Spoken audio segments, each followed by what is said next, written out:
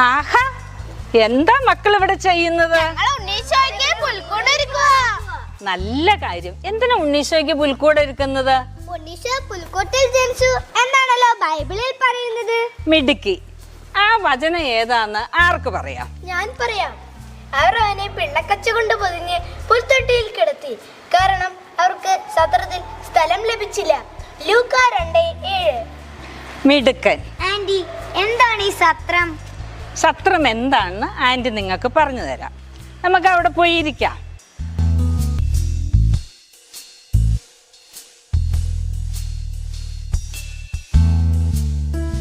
പണ്ട് ഇന്നത്തെ പോലെ വാഹന സൗകര്യങ്ങളോ യാത്രാ സൗകര്യങ്ങളോ ഒന്നും ഇല്ലായിരുന്നു.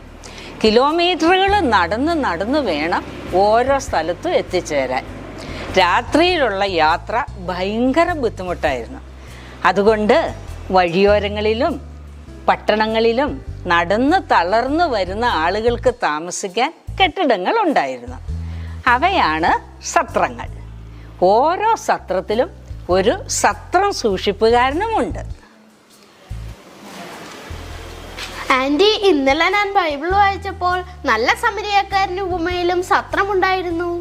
സത്രത്തിൽ മാതാവിന് യോസേപ്പിനും സ്ഥലം ലഭിച്ചില്ല, അല്ലേ ആന്റി? നിങ്ങൾക്കറിയാലോ, സത്രത്തിൽ പണമുള്ളവരും സമൂഹത്തിൽ സ്ഥാനമാനങ്ങൾ ഉള്ളവരും മാത്രമായിരുന്നു പ്രവേശിച്ചിരുന്നത്. അവിടെ അവരുടെ കയ്യിലുള്ള പണം നോക്കിയാണ് ഓരോരുത്തരെയും സ്വീകരിച്ചിരുന്നത്. പാവം മാതാവ്, അല്ലേ ആന്റി? നിങ്ങൾ പുൽക്കോട് കണ്ടിട്ടില്ലേ? അത് ശ്രദ്ധിച്ചിട്ടുണ്ടോ? അതിൽ ആരൊക്കെയുണ്ട്? മാതാവ്, യോസേപ്പിതാവ്, ഉണ്ണീശോ, ആട്ടിടയന്മാർ, ആടുകൾ, പശു, കഴുത, രാജാക്കന്മാർ, മാലാഖമാർ എല്ലാവരും ഉണ്ടായിരുന്നു. ആന്റി, പുൽക്കൂട്ടിൽ കുഞ്ഞുപുഴുവും മിന്നാമിന്നിയും എല്ലാം ഉണ്ടായിരുന്നു, അല്ലേ ആന്റി? എല്ലാവരും ഉണ്ടായിരുന്നു. എല്ലാവരും നല്ല മിടുക്കരാണല്ലോ, നന്നായി ശ്രദ്ധിക്കുന്നുണ്ട്.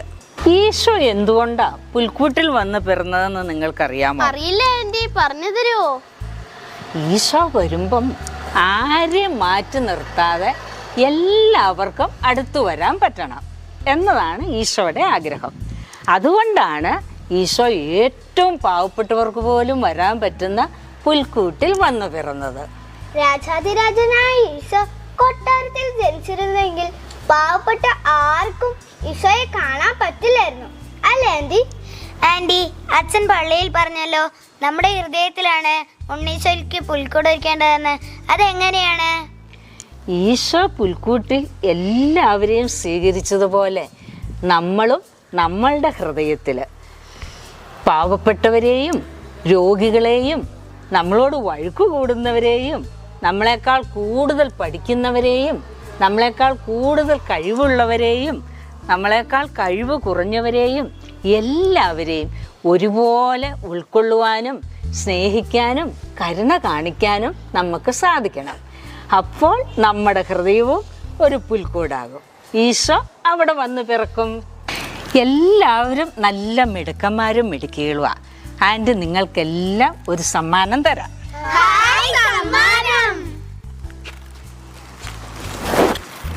നിങ്ങളൊക്കെ കൂട്ടുകാർക്ക് സമ്മാനം കൊടുത്തോ? നല്ല കാര്യം. നമ്മളിങ്ങനെ സമ്മാനങ്ങളൊക്കെ കൊടുക്കുമ്പം ഈശോയുടെ സ്നേഹമാണ് നാം അവരുമായി പങ്കുവെക്കുന്നത്. സ്നേഹം പങ്കുവെക്കുന്നിടത്താണ് ഈശോ വന്നു പിറക്കുന്നത്. എന്തെങ്കിലും കാരണം പറഞ്ഞ് നമ്മൾ ആരെയെങ്കിലും മാറ്റി നിർത്തിയിട്ടുണ്ടെങ്കിൽ അവരുടെ കയ്യും പിടിച്ചുകൊണ്ടായിരിക്കും ഈശോ നമ്മുടെ ഹൃദയത്തിൻ്റെ വാതിക്കൽ വന്ന് നിൽക്കുന്നത്. അവരെ കയറ്റിയാൽ മാത്രമേ ഈശോ നമ്മുടെ ഹൃദയത്തിലും വരികയുള്ളൂ. അപ്പം നമുക്ക് ചെറിയ ചെറിയ സഹായങ്ങളൊക്കെ ചെയ്ത് സുഹൃദേവങ്ങൾ ചൊല്ലി ആശയടക്കം പാലിച്ച് ഉണ്ണിയുടെ തിരുപ്പിറവിക്കായി ഒരുങ്ങാം. നമുക്കെല്ലാവർക്കും നമ്മുടെ ഹൃദയത്തിൽ സ്നേഹം കൊണ്ട് ഒരു പുൽക്കൂട് തീർത്ത് നമുക്ക് ഈശോയെ സ്വീകരിക്കാം.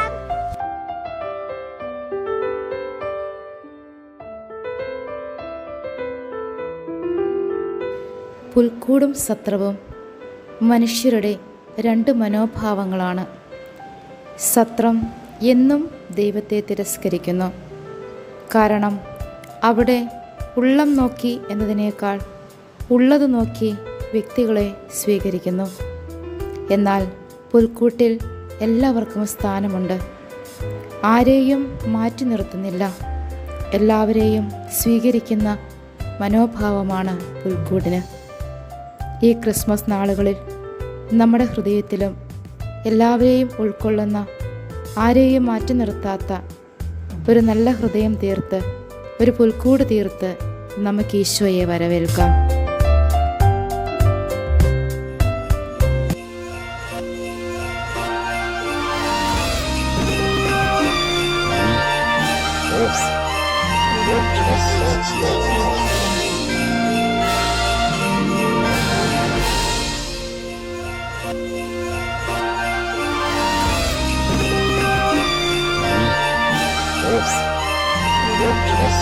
Yes.